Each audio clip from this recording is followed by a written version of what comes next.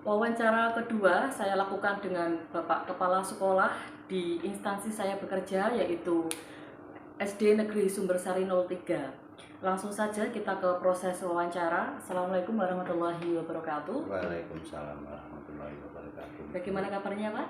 Alhamdulillah baik.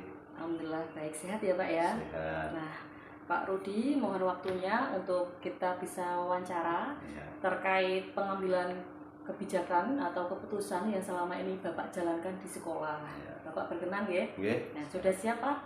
Siap. Nah, sebelumnya Bapak bisa memperkenalkan diri dulu? Ya. Perkenalkan, nama saya Rudianto.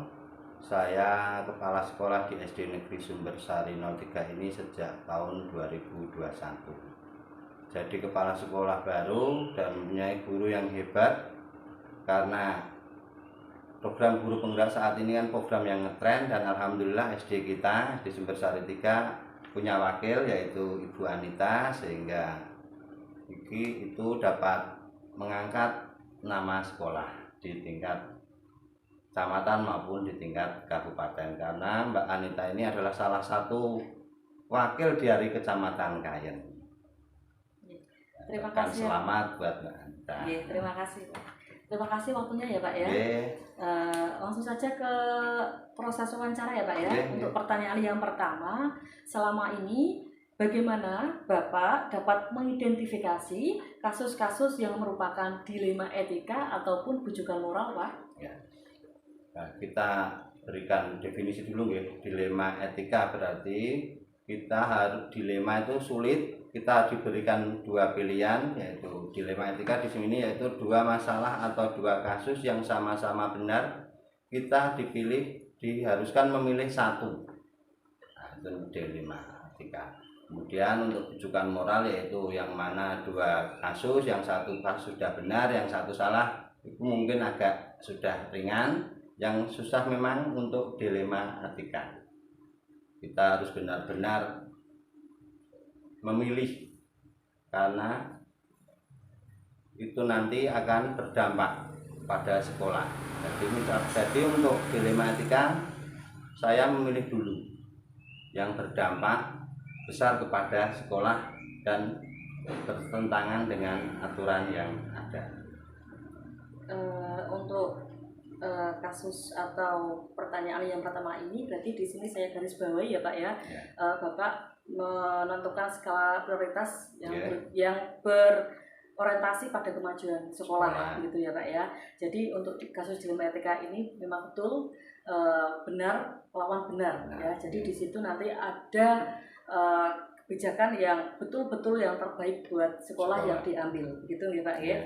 Untuk pertanyaan selanjutnya Pak, selama ini bagaimana Bapak menjalankan pengambilan keputusan di sekolah Bapak, terutama untuk kasus-kasus di mana ada dua kepentingan yang sama-sama benar atau sama-sama mengandung nilai kebajikan sendiri itu Pak? Sama seperti tadi ya, kita ada dua benar, kita harus memilih, menentukan keputusan untuk kebaikan sekolah. Jadi tadi ada Mbak Anita sudah menyimpulkan ada skala prioritas.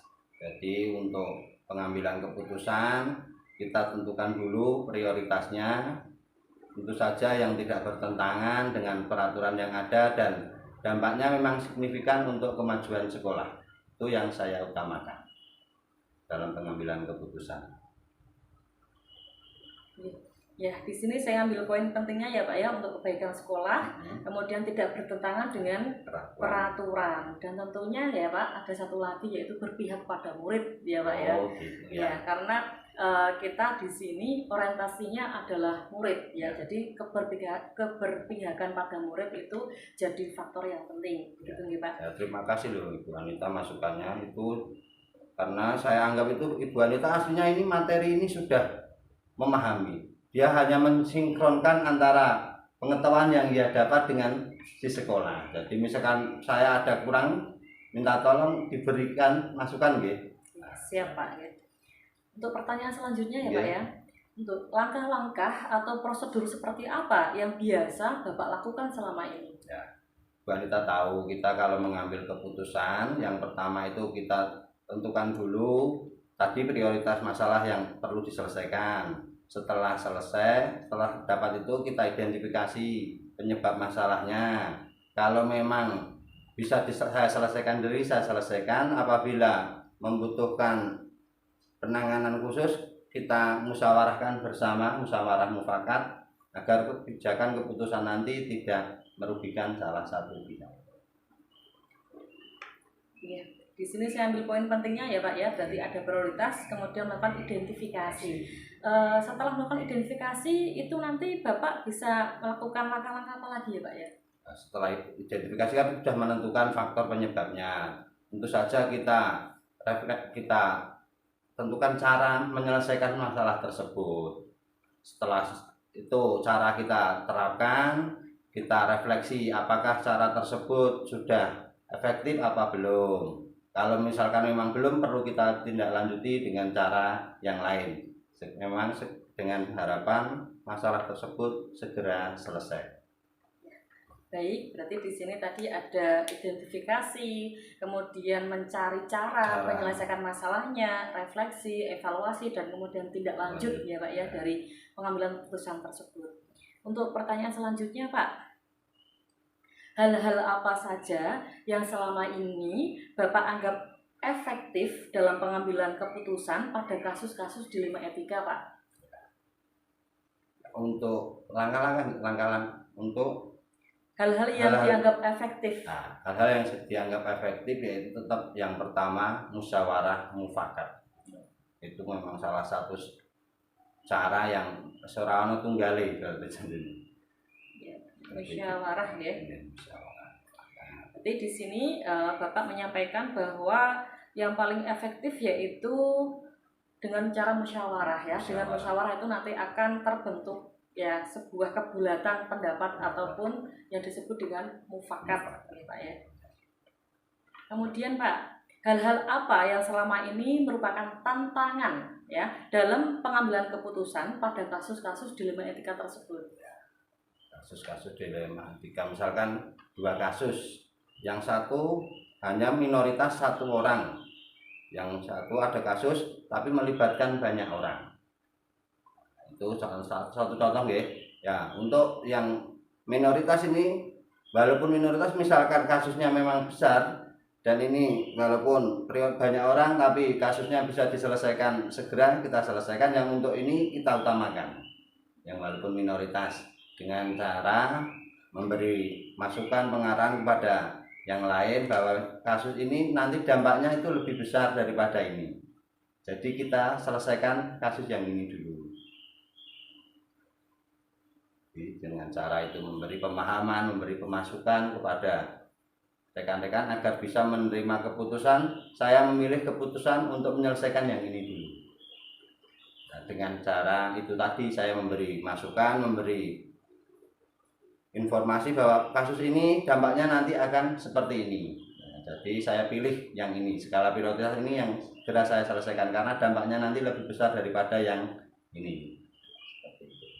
Jadi tantangannya itu adalah ketika ada sebuah keputusan dan keputusan itu berasal dari yang minoritas, tetapi itu dampaknya besar pada sekolah, itu nanti yang diutamakan ya Pak ya.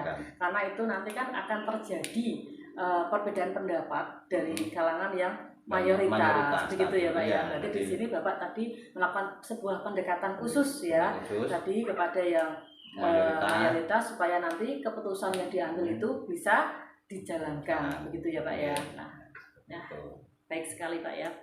Untuk pertanyaan yang selanjutnya Pak, di sini apakah Bapak memiliki sebuah tata cara atau jadwal tertentu dalam sebuah penyelesaian kasus dilema etika?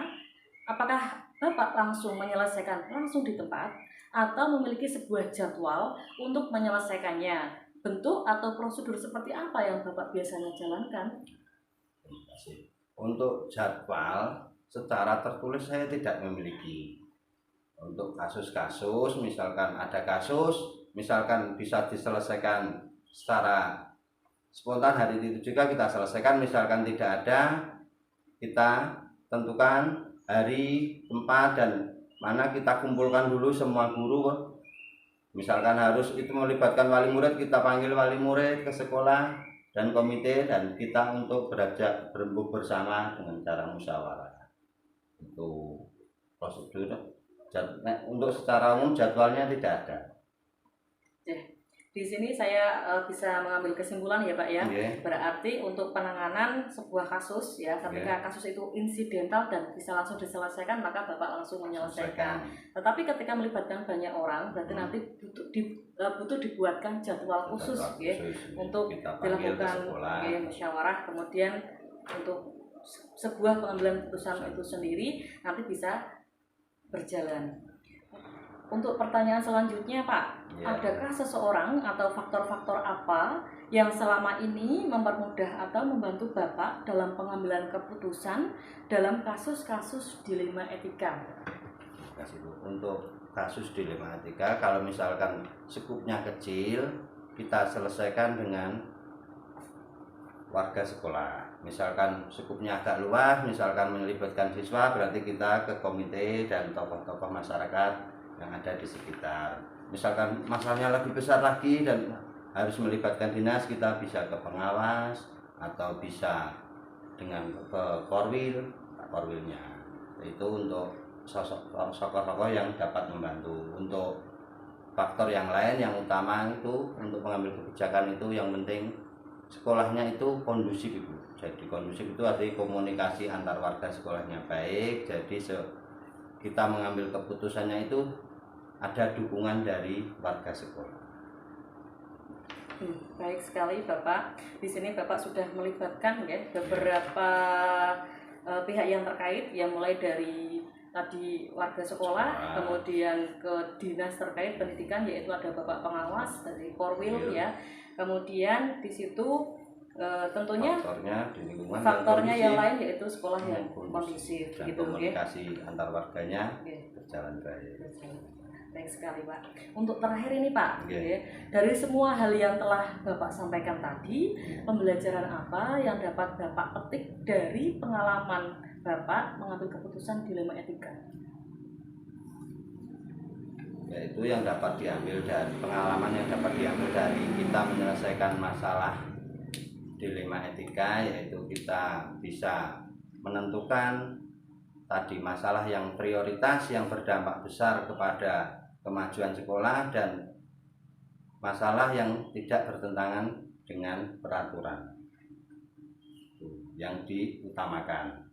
Sedangkan untuk misalkan penanganan kasus, kita tidak harus menjual jadwal itu. Jadi misalkan memang viral bisa diselesaikan langsung diselesaikan. Misalkan membutuhkan penjadwalan ulang melibatkan banyak orang, kita baru buat jadwal untuk menyelesaikan kasus.